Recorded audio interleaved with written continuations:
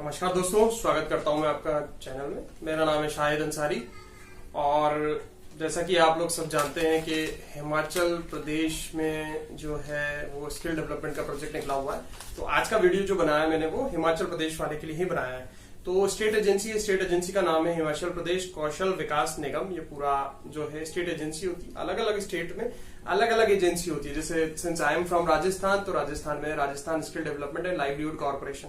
तो हर स्टेट में अलग अलग स्टेट एजेंसी होती है जो स्किल डेवलपमेंट मिशन को चलाती है और पब्लिक प्राइवेट पार्टनरशिप पर वर्क करती है। तो हिमाचल प्रदेश के अंदर ही हिमाचल प्रदेश कौशल विकास निगम एक स्टेट एजेंसी है जो पूरे स्टेट के अंदर आपको skill development mission public private partnership पर चलाती है। ठीक है, अब बात करते हैं जो आरएफपी या ईओआई जो निकला है वो किस चीज का निकला है। ईओआई आप समझ लीजिए कि ईओआई किस चीज का निकला है। उनको 500 गवर्नमेंट एम्प्लॉय को ट्रेन करना है और 4200 यूथ को ट्रेन करना है, दोनों ही इंग्लिश कम्युनिकेशन में ट्रेन करना है। तो ईओआई उन्होंने निकाला है, कुल ये होता है 700 बच्चों के आसपास का इन लोगों को टोटल जो है वो टेंडर निकाल दिया है। मतलब तो इसके अगेंस्ट में आप लोगों को जितनी भी कंपनीज है, इंस्टीट्यूशन है, एनजीओ है, सोसाइटी है, वो इसमें अप्लाई कर सकते हैं।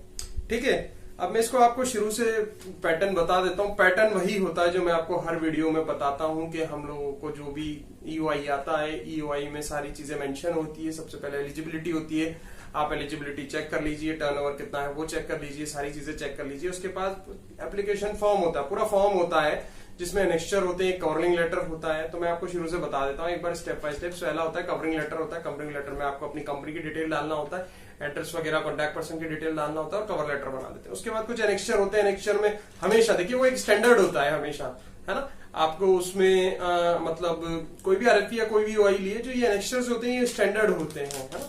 तो पहला आपको कवरिंग लेटर मिलेगा। दूसरा आप देख सकते हैं इसमें एनेक्स्चर में आपको जो पूछा जाता है या तो टर्नओवर के बारे में पूछा जाता है, लास्ट 3 इयर्स के कितना आपका टर्नओवर है, तो वो आप उसमें मेंशन करके बता दीजिए और उसको सीएसए सर्टिफाई करवा लीजिए। उसके अलावा आपने ट्रेनिंग कितनी करवाई है, उसमें प्लेसमेंट कितना करवाया है, कौन कौन से सेक्टर में करवाया है, किस सेक्टर में आपकी ट्रेनिंग है, किस सेक्टर में आपके प्लेसमेंट है। तो ये सारे एनेक्स्चर वो लोग लेते हैं। इसके बाद प्लेसमेंट के कितने सारे टाइप्स हैं, आपके बाद कहाँ ब्रांचेस है, कहाँ सेंटर्स हैं, ये सारी चीजें एनेक्स्चर में जो होती है वो डिटेल जाती है आपके पास। ठीक है, उसके बाद मैं आपको बता देता हूँ जो इसमें डिमांड ड्राफ्ट जा रहा है वो 5000 का जा रहा है ना। और एक नॉन रिफंडेबल होता है। It's like a application fee, है ना। ये एक एप्लीकेशन फी जाएगी 5000 का। और जो डिमांड ड्राफ्ट बनना है वो आपको बनना है पूरा मैनेजिंग डायरेक्टर के नाम से। मैनेजिंग डायरेक्टर हिमाचल प्रदेश कौशल विकास निगम के नाम से आपका ये पूरा का पूरा जो है डिमांड ड्राफ्ट बनेगा। इसके बाद हम बात करते हैं, मैंने आपको बता दिया एलिजिबिलिटी के बारे में हम लोगों ने समझ लिया है और किस तरीके से प्रोजेक्ट अप्लाई करना है वो हमने समझ लिया है। सारे के सारे एप्लीकेशन जो भी एप्लीकेशन फॉर्म है, एनेक्स्चर है, वो भर के हमें जितने भी सपोर्टिंग आपके हैं, जैसे आपका रजिस्ट्रेशन सर्टिफिकेट, आपका पैन, आपकी कंपनी डिटेल, आपकी जो भी है स्टाफ डिटेल और सारी चीजें हैं, और टर्नओवर की डिटेल्स, ये सर्टिफाइड जो भी आपके पास डॉक्यूमेंट हैं, ऑडिट रिपोर्ट्स हैं आपकी, आपने ऑडिट जो भी करवाई है संस्थान की, वो सारी चीजें। उसके अलावा हम लोग ये समझते हैं कि भाई जो मैं ये देखता हूँ कि हिमाचल प्रदेश में जब भी प्रोजेक्ट निकलता है तो ये लोग क्या होता है कि पहले से ही ट्रेनर के रिज्यूम मांग लेते हैं कि आपके पास कितना ट्रेनर है। अदर स्टेट में आप देखेंगे तो इतना नहीं होता है कि वो पहले से आपको ट्रेनर की जो है वो डॉक्यूमेंट मांगे या कुछ रिज्यूम टाइप मांगे। लेकिन मैंने ये देखा है कि हिमाचल प्रदेश के अंदर जब भी निकलता है प्रोजेक्ट तो ये लोग पहले से ही ट्रेनर डॉक्यूमेंट मांग लेते हैं, है ना। तो इस बार भी इन्होंने आरएफपी ईओआई में ट्रेनर डॉक्यूमेंट मांगा हुआ है। उसका एक अलग से फॉर्मेट दिया हुआ है, उसमें आपको कैंडिडेट के लिए पूरी डिटेल भरकर आपको अटैच कर पहुंचानी है। जितनी भी सपोर्टिंग आप लगा सकते हैं, मैं तो कहता हूँ जितनी ज्यादा आप सपोर्टिंग लगा सकते हैं, स्टूडेंट ट्रेंड, प्लेस्ड, आपकी कितनी ब्रांचेस हैं वो सारी हैं, तो आप उसमें ये चीज कर सकते हैं। इसके अलावा हम लोग जो देखते हैं सबसे ज्यादा क्वेश्चन जो मेरे पास आता है वो ये आता है कि पेमेंट कितना मिलेगा हम लोगों को। अच्छा, हम ये अप्लाई भी कर देते हैं तो सर इसमें पेमेंट कितना है, पर कैंडिडेट कितना चाहते हैं। तो मैं हमेशा आप लोगों को यही बताता हूँ, हर वीडियो में आपको यही बताता हूँ कि अभी एट प्रेजेंट जितने भी प्रोजेक्ट्स निकलते हैं वो सारे के सारे जो होते हैं वो कॉमन नॉर्म्स पर बेस्ड होते हैं। कॉमन नॉर्म्स का बेस्ड होने का मतलब है कि उनका जो रेट है वो फिक्स्ड है बिल्कुल, है ना। तो कॉमन नॉर्म्स के अकॉर्डिंग है, मतलब जैसे 30%, 50% और 20%, है ना। जो भी आपको अमाउंट आना है वो 30% आपको कब मिलेगा वो हम समझ सकते हैं। जैसे आपने बैचेस चालू कर दिए तो आपको मतलब ये स्कीम जो है, स्कीम मिल गया, आपको सैंक्शन ऑर्डर मिल गया, आपने बैचेस चालू कर दिया, एनरोलमेंट कर दिया बच्चों का, तो 30% ऑफ द टोटल अमाउंट आपको मिल जाता है।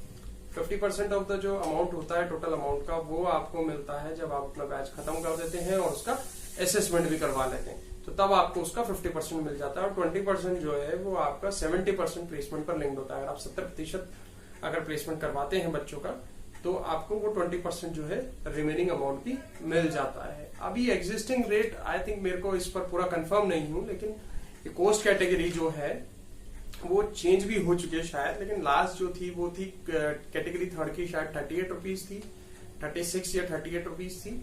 और कोस्ट कैटेगरी 2 का जो है वो 40 रुपीज है, और कोस्ट कैटेगरी 1 का जो है वो 42 रुपीज है। ये पुराना रेट था, आई थिंक अभी चेंज भी हो सकता है। आप गूगल करके कॉमन नॉर्म्स का जो नोटिफिकेशन है वो डाउनलोड करके देख सकते हैं, उससे कोस्ट कैटेगरी देख सकते हैं। अब आप बोलते हैं कि पर कैंडिडेट की रेट कैसे निकाले, तो जो ये कोस्ट कैटेगरी होती है, कैटेगरी के जो है पर आवर रेट्स दी होती है। जैसे मैं आपको बता रहा हूँ कि कैटेगरी 1 का जो रेट होता है वो 42 होता है। अब 42 को आप ड्यूरेशन से मल्टीप्लाई कर दीजिए, है ना, तो आपको एक कैंडिडेट की आपको जो है वो कोस्ट नजर आ जाएगी। तो ये कॉमन नॉर्म्स पे बेस्ड है ना पूरा प्रोग्राम, तो आपको उसके अकॉर्डिंग ही इसमें पेमेंट मिलेगा। अब देखिए, तीसरी चीज मैं आपको ये बताता हूँ कि ये जो प्रोजेक्ट है, जो ये वाला जिस पर हम अभी डिस्कस कर रहे हैं, ये मार्क्स मतलब जो स्क्रूटनीज होती हैं, मतलब आपने प्रोजेक्ट लगा दिया, अब उसके बाद की बात है कि आपने प्रोजेक्ट लगा दिया है, अब कैसे सिलेक्शन होगा।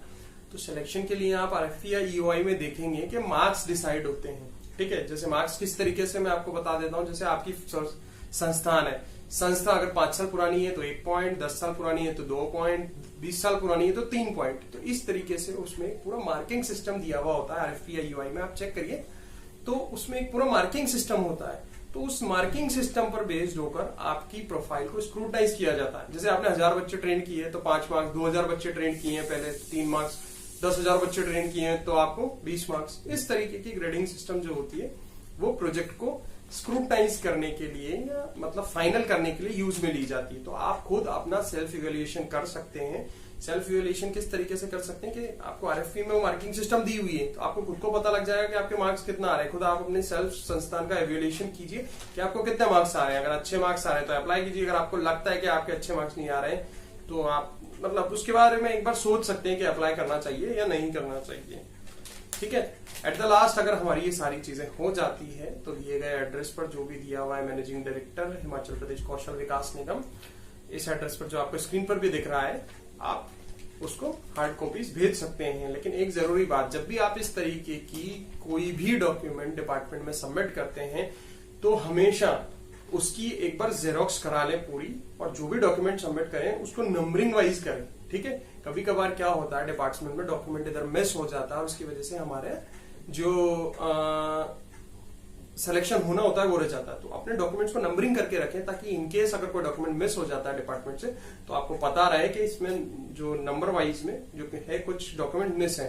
एक कॉपी अपने पास भी जेरोक्स करा कर रखें ताकि आप उसको वेरीफाई कर सकें, मैच कर सकें कि हमने कौन कौन से डॉक्यूमेंट सबमिट किए हैं या नहीं किए हैं। तो इस तरीके से हम लोगों को प्रोजेक्ट फाइल करना चाहिए। पहले अच्छे से आप लोग पूरा ईओआई या आरएफपी पढ़ें। ईओआई और आरएफपी में हमेशा की तरह आपको इसमें डिस्क्रिप्शन में रख देता हूँ, लिंक दिया हुआ है, उस लिंक पर जाकर आप उसको डाउनलोड कर सकते हैं। उसको अच्छे से पढ़ें, कोई दिक्कत आए तो कमेंट करें, उसका आपको जवाब दूंगा। और हमेशा की तरह आप प्लीज प्लीज प्लीज मेरे चैनल को सब्सक्राइब करें। 92% ऑफ द व्यूअर्स जो मेरा चैनल देखते हैं वो मेरा चैनल सब्सक्राइब नहीं करते हैं, और आने वाले जितने भी प्रोजेक्ट और टेंडर्स की उनको नोटिफिकेशन नहीं मिल पाती है। तो प्लीज मैं आपसे यही रिक्वेस्ट करता हूं कि जो भी मेरा वीडियो देखते हैं मेरा चैनल जरूर सब्सक्राइब करें और वीडियो को पूरा देखें। अगर आप पूरा नहीं देखेंगे तो आपको किस तरीके से टेंडर भरते हैं हम लोगों को समझ में नहीं आएगा। तो वीडियो को पूरा देखें, लास्ट तक देखें, तब आपको सारी चीजें समझ आ जाएंगी। और मेरा चैनल सब्सक्राइब करना ना भूलें, please please please subscribe my channel. और thank you so much for watching my videos. Thank you.